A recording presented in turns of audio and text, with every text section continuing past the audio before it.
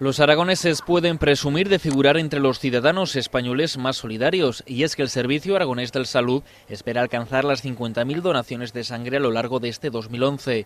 De esta forma, Aragón consolidaría su autosuficiencia e incluso podría donar sangre a otras comunidades. Al principio de echar a andar el banco de sangre y tejidos dependíamos algunas veces de otras comunidades autónomas, ahora ya no dependemos de otras comunidades autónomas y sin embargo sí que ofertamos a otros que puedan necesitar en este caso, ¿no? Y por eso yo creo que es un ejercicio de solidaridad, de colaboración. Este martes el Auditorio de Zaragoza ha acogido la tercera maratón de donantes de sangre en la que todos los ciudadanos han podido aportar su grano de arena con su propia donación.